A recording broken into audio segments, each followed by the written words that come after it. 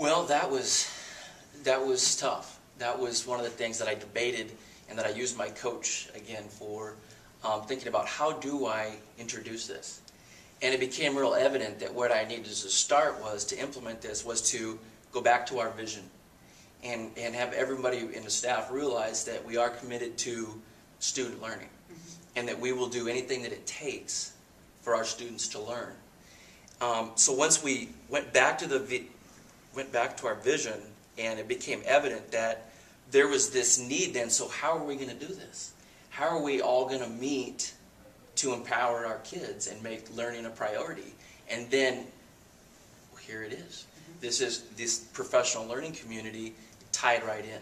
And so that created, all of a sudden, there was a need for it. And so that's how I kind of got the initiation started. Okay, so you identified the vision, you tied it all back to the vision, you identified that there's a need.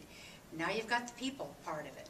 So what did you do to help them really become engaged in that next piece of really embracing it?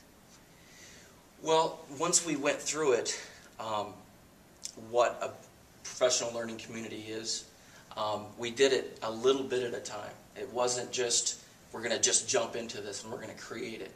We had some dialogue initially about the possibility of, would this be something that could be utilized in our building? Is this something that we would be willing to take forth and try this? And after a couple of meetings of kind of just putting it in there and getting a sense of where my staff was, it was evident that they were ready to go there. And they were ready to jump right in, and they wanted to give it a try. And so that became clear to me then, okay, let's do this. And so from there we moved forward.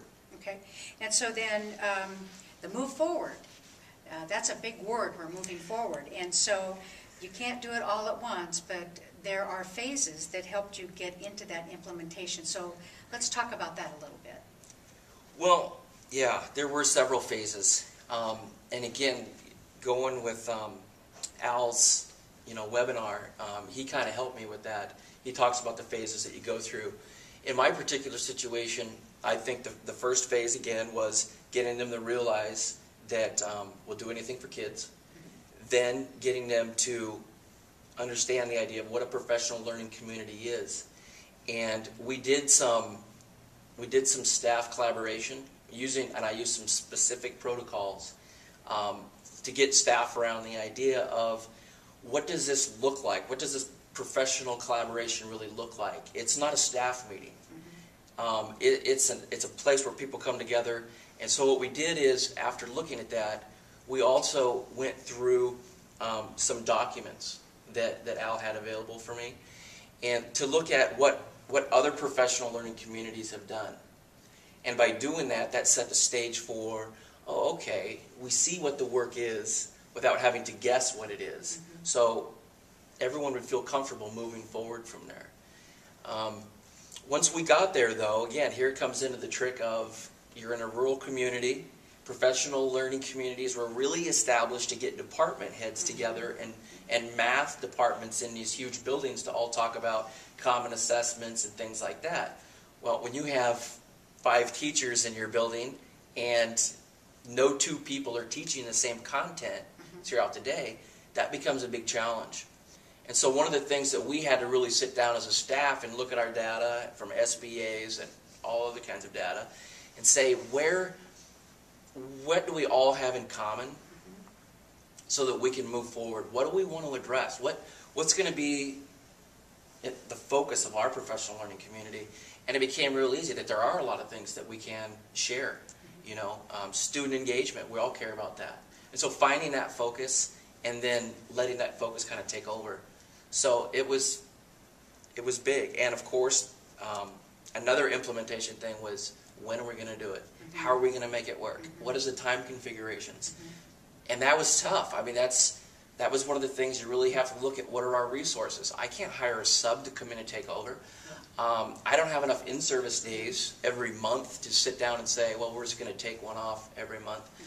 So it really made us put our heads together. And our solution that we came up with in our building was, after I had gone through with them the first 2 PLC meetings to kind of help them through the work a little bit, I said, okay, now it's yours, and they had the agendas. What we established was, I said, look, this is important work, so what I'm going to do is I'm going to figure out the time. I'm going to give you guys 2.5 hours every Friday for the staff.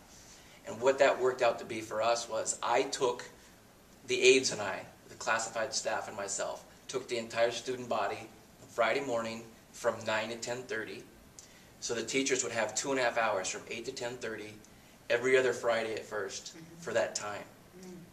And that's big, is trying to figure out how you're going to deal with that time thing in each building. And so we solved that way. And at first you feel like you're shorting the education of kids. You're thinking, well, we need to be in there teaching them or else they're not going to be learning. It's one of those things where less is more. And we've found out now that that is a valuable time for us. For me, it gets me the opportunity. I get to work with all the kids. It's huge. I get to do all the college stuff. We do career stuff. It's a time for me to bring parents into the building to work with younger kids. So it's worked out to be great. So that is something everyone will have to think about. But, I was really intrigued by the fact that you're talking about you're bringing in the ideas from other places and spaces. And then you have to bring them in and really make that fit the character of your school and your community and the time configurations. And so were people excited about it in the beginning? Were they reluctant? Can you kind of describe how you kept that momentum going and continuing to meet your end goal for student academic success?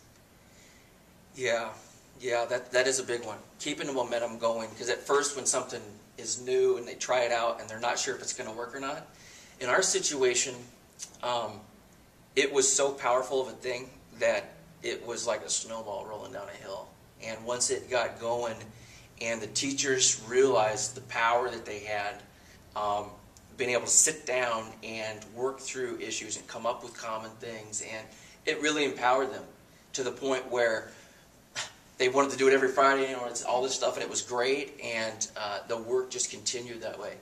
So I found that for this particular thing that I didn't need to get in there and kind of be a cheerleader of any sort, because the work just took care of itself, and people were so empowered by it that it just was rolling. So it was good.